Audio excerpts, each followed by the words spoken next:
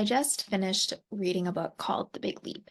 And this book is like overall about making different shifts in our mindset to really kind of help us go to our next level of what the author calls a zone of genius. But while I was reading it, I was one, really geeking out about all the neuroscience that the author was sharing. And two, it just got my mind spinning with how important this is when we, first of all, talk about just leveling ourselves up as women, as moms, with a skill set, with a new job opportunity, or even just with a general life change, whether that's for your family or your personal development, but also just how crazy applicable this is to the sales process. And I mean, I'm kind of a little bit of a science nerd. So when we talk about neuroscience and the role that it plays in our own development, our own success, and then also in the sales process, I could just go on forever. But what I really want to point out here today in this training is the author made a point early on in the book that our brains don't know the difference between being scared and being excited. And the only thing that is actually different is how we interpret that feeling. And so when we feel scared, what we tend to do is like clench, hold it together, freeze, even just hold our breath. But when we feel excited, we can like breathe into it, and that allows us to relax and feel the emotion, and then typically take some kind of action because we're excited by the results. Now, if you are a mom and you've ever had a baby, like you know that this is biological. When you're having those contractions, it hurts. And the first time you ever feel it, you're like, oh my gosh, I want to just like, oh, I don't want to feel that. I don't want to feel that. But when you relax into it, if you ever, have been through any kind of like physiological birth class, or you've learned about just natural ways of managing pain in birth, you know that when you breathe into it and you relax into that wave, it feels so much less painful. And this is exactly what is happening in our brain and in our bodily chemistry when we are trying to level up in any way in our life. And so when we try to do this and we want to do this, we start to experience some kind of level of fear or nervousness or maybe excitement. We're making a change. We're taking a step towards growth. We're doing something different than what we've done before. And when we try to do something different than what our brain and our body know is safe, our brain tries to protect us. That's normal. It's biological. It's a survival instinct. But what we need to realize in this leveling up is our brain's going to try to protect us, but we have to have the self-awareness to tell our brain, you don't need to protect me. Like, this is safe. I'm safe, and I'm making this choice because I know that ultimately this is going to lead me a step closer to my goals. Now, you may be listening to me kind of sharing about the neuroscience behind this and thinking like, okay, yeah, Holly, that makes sense, right? But it seems like again and again, no matter what I do, no matter how often I tell my brain I'm safe, no matter how often I try to do that next thing, go to the next level, I still stay stuck. And the reason that this is happening is because our brain and our body is trying to keep us safe. And what we do when we're not aware of how this works and we're not aware of all the inner workings that are going on, we haven't yet opened up our minds to a different possibility or a different scenario that could happen, is we will unknowingly self-sabotage ourselves. we will put a limit on ourselves, on our belief, on our ability. And, we probably don't even realize that we're doing this most of the time. I mean, I can't tell you how many times I have planned to work on a project or something that was really important to me. And I'm like, I'm going to get up early and I'm going to do it. And then I oversleep my alarm.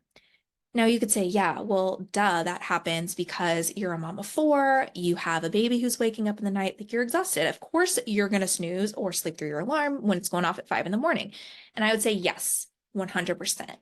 But if I know that I am getting on a plane to go on vacation and I have to leave for the airport at 6 a.m. and my alarm goes off at 5, you can bet your bottom dollar that I am getting up when my alarm goes off because I'm excited. I'm not self-sabotaging because I'm looking forward to that new and exciting thing.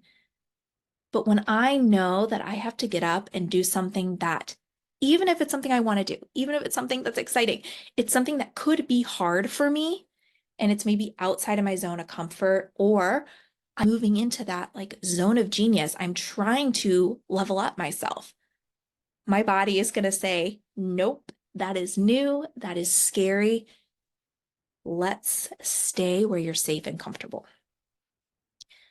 And so, what we have to do when we want to reach that next level of success, of skill set, of personal development, the next level in our family life, the next level in just who we are as adults, we have to start at the very beginning by looking at our limiting beliefs. Whether that is that internal story of, this doesn't work for me, I'm not that type of person, that worked for them and not me, or it's something that was told to us in our childhood saying, you can't do that. Sit down, be quiet, don't be too loud. Nice girls don't make money. Nice girls don't share their opinions.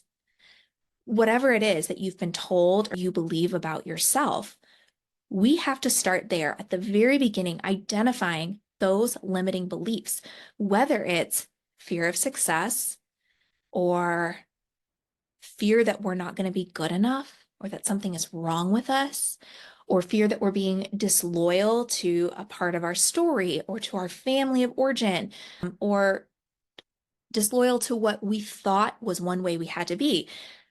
There's all these different ways that we can limit ourselves and self-sabotage ourselves. And we do it without even knowing to. It's not your fault. You're human. I do it. We all do it. But what we have to do is we have to start with acknowledging. Acknowledging, I do this, and this is why. I snooze my alarm because I have a deeper fear of success. And that if I experience success, what if I can't do it again? I can only do it once. I'm a one-hit wonder. And so my brain and my body are working to protect me, to keep me where I'm comfortable. But what I have to do is say, okay, I know I'm going to do that. And now acknowledging it doesn't immediately change the behavior, but what it does is it helps us start to rewire our brain because you're aware of it. And then what we can do from there is we can start to visualize a future, visualize the goals that we want to achieve and what that looks like and feels like to us. And this actually is another really cool neuroscience thing that I'm going to geek out about. Is the part of our brain that visualizes is the same part of our brain that triggers us to take action.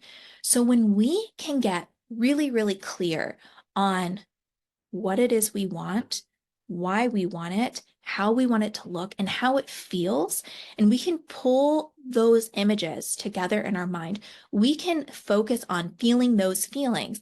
Now, this isn't just woo-woo, I'm going to manifest this and it's going to happen. This is actual neuroscience. Our brain doesn't know the difference between what we visualize and what the actual reality is. So when we visualize the future as it could be, we visualize ourselves creating that outcome. We visualize ourselves achieving that goal. what that does is it actually triggers our brain to want to figure out the actions we need to take to make that a reality and make that actually happen. And so when we can sit with ourselves and we can answer those questions about why do I want this? And how do I want it to happen? And how do I want it to feel? That's actually a way of helping us come up with a plan of action of how am I going to get those results? And then the next thing that we're going to do to actually start enacting that change is we need to ask ourselves, what is the identity that I want to have? Now, this seems like a really simple thing, but this goes back to the visualization. So let's say your goal, let's keep it just real concrete, is earning a certain income from home. And your goal is to do that on your own time and, with a flexible schedule that benefits your family. And so you are going to think about, okay, what does the type of person who makes $5,000 a month on their own time with flexibility and using a skill set that's really valuable, what does that person do? How do I become her? Now, this isn't a game of comparison. You're not looking at other people on social media, but you can look at that person as a role model and not think, oh, I'm not as good as them, but think, not what do they do, but how do they do it? That's where the shift comes in. It's not what do I do next? It's how do I do this next? So how do I wake up and act a person who has the intention of making $5,000 this month? How do I wake up today and act with the intention of someone who intends to make $500 today by the end of nap time? So what am I going to do? If I want to be a calmer, more gentle parent, I can think, what does a calm and gentle parent do in this situation? That may not be my lived reality yet. Maybe because I have a little bit of a temper or I'm prone to being impatient. We all are, right? But I can think, what would a calm and gentle parent do when my toddler is doing X? And just having that thought, asking yourself that question, again, this allows us to start stepping into that identity. And when we shift our identity, that's when the magic happens. When we realize, I don't have to be this way anymore. I can be a different way. And that doesn't change who I am at the core of my being. All it means is that I want to be the best version of myself. All that means is that I am the kind of person who takes action on my dreams and goals. I don't let them just be dreams and goals. I take action and I move towards them.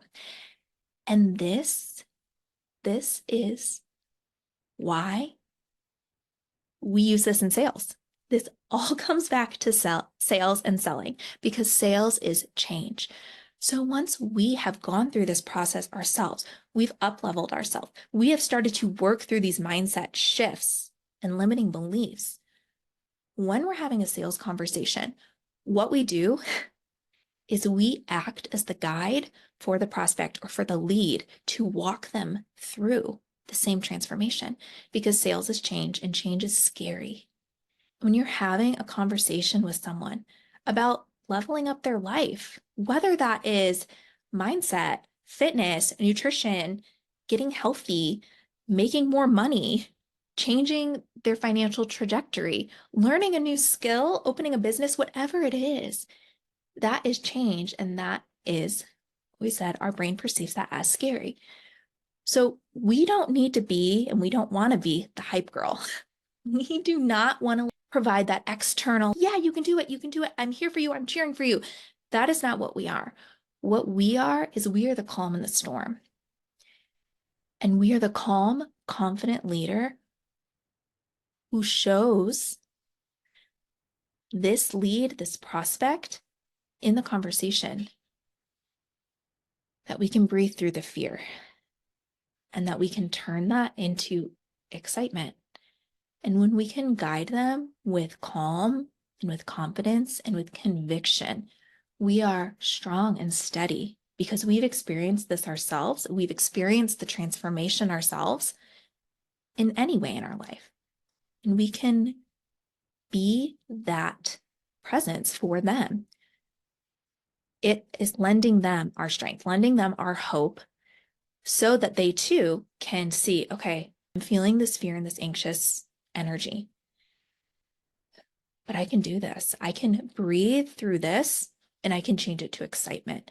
And when we are that guide, okay, we're not pushing or pressuring, when we're that guide, that allows them to have the internal shift to excitement. We're not hyping them up. It's not external, it's internal. And when we have that internal motivation, that's what's going to create real change. And that's how we're going to help this person in front of us. They're not getting out of the conversation without a transformation. And if we look at them and believe, I want what's best for you, because I've been through this too, I am going to stick here to hold you to that higher level that you told me you wanted. And that's when we see real change. That's when the biology takes place and that person can start to want it for themselves. So we help them visualize what's possible.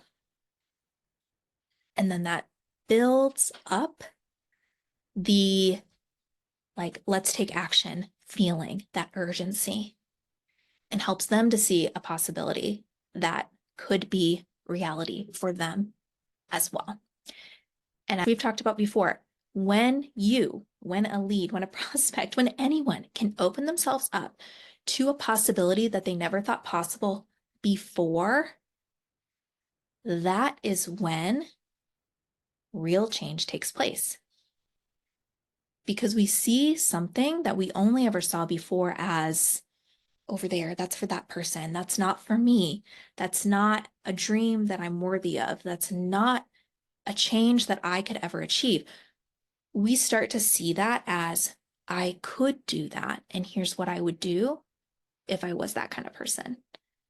And we can actually achieve that transformation that we're after. Now, whether this is, you're someone of faith and you believe this is in cooperation with grace, it's in cooperation with God's will, or you're someone who has other beliefs and you're like, this is how I cooperate with the universe. This is how I use the energy to attract what was intended for me. Whichever way you kind of slice it. When we open ourselves up to that possibility, we release the need to control and hold it so tightly. And we allow the change to happen. We allow the transformation to take place, and we can participate in it.